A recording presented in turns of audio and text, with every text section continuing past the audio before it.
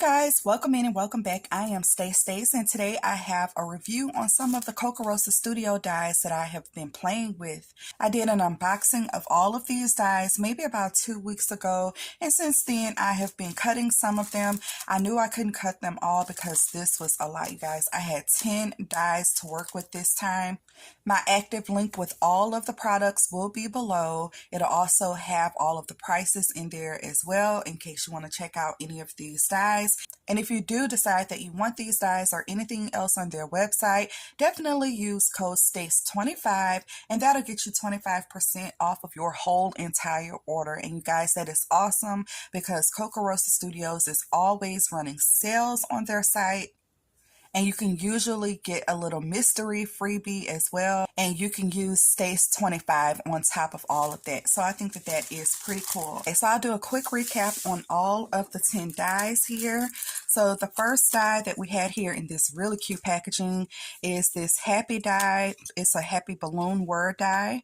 So that is what the die looks like. And I went ahead on and just cut it out. You can layer this on top.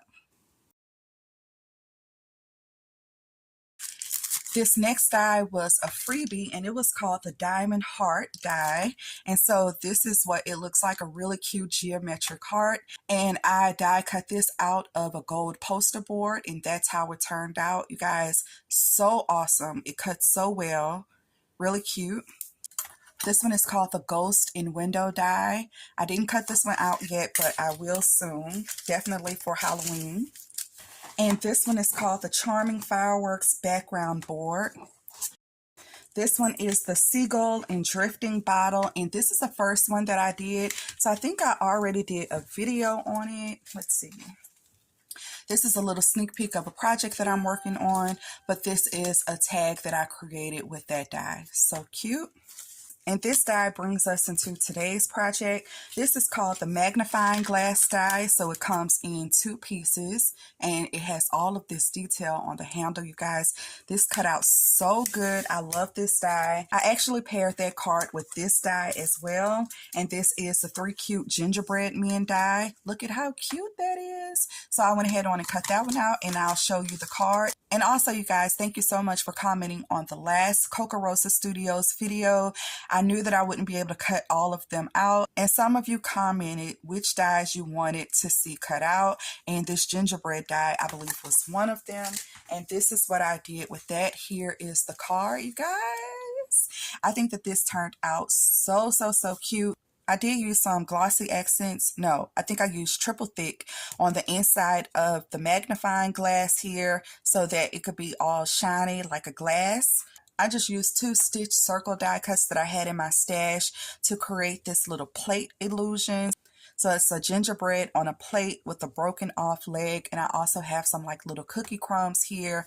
I just love the way that this turned out. And then here's where I used the little gingerbread men. So it is 3 of them connected on this die set, but I just chopped off the bottom one and I created like a little bite mark for the bottom one, and I have him here. This die set also comes with 3 pieces for a Santa hat. So you have the top of the hat, the brim of the hat, and then the little puffy ball of the hat as well. And then it also comes with 2 little cute candy canes that go in different directions. And so this is what I did with it, you guys. I have my little candy canes here.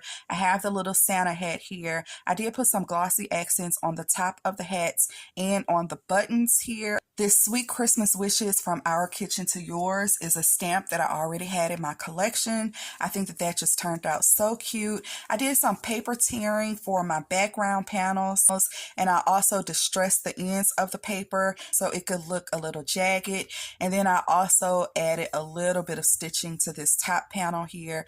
And yeah, I think that this turned out just really cute. This card is larger than an A2 size card. Let me check. So this measures about 4 3/4 by 6.5 inches. Okay, so this is card number 1 using the magnifying glass and the gingerbread men. Really cute.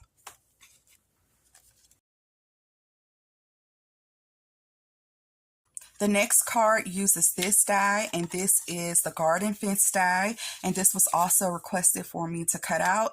So it comes with these 3 really cute pieces. We have the fence die with all of these little cutouts in the fence. It's really, really cute. And then this hat die, and it comes with the little embossed part for the hat. And then also this little ribbon piece that goes on the hat.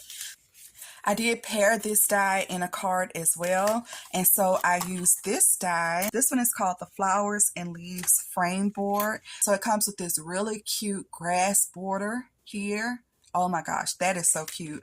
And then it also comes with these cute little flowers here, and then also some leaves. So I paired these 2 dies together, and this is the card that I created. So awesome. So I used like a lime green card base here. I have a layer of gold glitter paper in the background. Here you can see where I used the grass border. I think that that just turned out super, super cute. I also added a little white stitching all around that grass border. So I think you can probably see it up here. I have a little plaid paper in the background here. I found a sticker in my stash that says "Count Your Blessings," and I thought that that was just the sweetest sentiment to go on this card. I already had this little kite embellishment made up, so I thought that it was perfect to add to this card as well. Here you can see the garden fence die, and it just turned out really, really cute. And instead of adding a lot of detail to the fence, I actually cut it out again in the glitter gold paper, and I offset it just a little bit. So you can see the fence here is outlined in gold, and I thought that that was a really nice accent. I cut out the hat twice as well. Once is in a pattern paper and once is in a gold paper. I offset the hat just a little bit, and I also popped it up on foam tape. And then I also cut out some of the flowers that also came with this die set, and I have little pattern paper flowers down here. I believe this snail is actually a Kokorosa Studio die as well. If I find this die, I'll actually have it linked below as well. So that is how this card turned out. Super, super cute. A lot of detail going on, and I love the sentiment, "Count Your Blessings." So that is card number 2. Oops, I almost forgot. I had a little bit of fence left over, and I also had a little bit of that grass border left over. So when you cut out this grass border, it leaves you a really cute negative piece from the inside. And I have been cutting this up and cutting this up and doing all kinds of things with just the negative piece, because I think that that has a really nice shape on it. And so this is where you can see that I used it just a little bit. I kind of covered it up with all of the flowers and the fence, but I do have it in the background here. I just used a little sentiment from my stash that says "Be Beautiful," added a cute little bee here, and then some little flowers from my stash. And I think that that just turned out so cute as a little bonus project from that die set. So this is just a little embellishment box, and right now I just have some little paper clips in it. So really, really cute.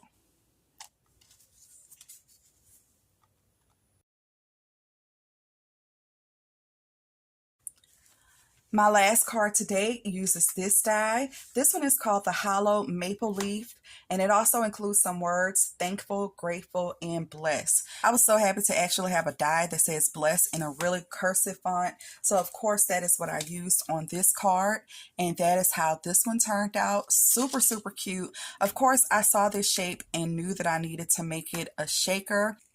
So when you die cut out this maple leaf die, the first thing to note is that you get this really cute negative piece. So imagine if I had actually squared this up. That actually would have made a really nice impression, and you can possibly make a shaker on the inside of your card like that as well. But then it also creates this really pretty maple leaf outline that's hollow in the center. I did use my brother's scan and cut to make a solid piece around here, and also to cut out my acetate. But the lines on this are really thick, so it's easy to make a shaker out of this in several ways. I could have glued this die cut straight onto a piece of paper and then just fussy cut around it, and that could have created my base. And I could have also did the same thing for the acetate. This is also the piece that you would use to die cut out your foam. And if you don't die cut out foam, then you can actually take this piece and layer it maybe 10 or 11 times, and you can get a nice little thickness to create a shaker that way. Okay, so getting into the card was really easy to create. I just used the white A2 size card base here. On the front, I cut it straight in half. I added my cute little embellishment to the front. The little sequence mix that I have in here, I think matches the pinks and the oranges and the paper so well. I recently hauled this Sweet Harvest paper pad, and I'll actually do an unboxing on this soon. But the pinks and the oranges in this paper is super, super gorgeous. And this was only like a $5 pad from Michael's. So really awesome on that. And that's what I used to create this card. I also used the word bless right across my shaker. I also added some little raindrops here in the corner. So I have 3 over here and 1 over here. And yeah, it just opens like that. So it's a little fun fold card. And I think that it turned out super, super cute. I love the white shaker against this background. It's just really stunning. And here's another look at all of my cards in my embellishment box today. Thank you guys so much for watching. I really, really appreciate it. Don't forget to hit that thumbs up button, leave me a comment, and consider subscribing. I'll see you in the next video. Bye!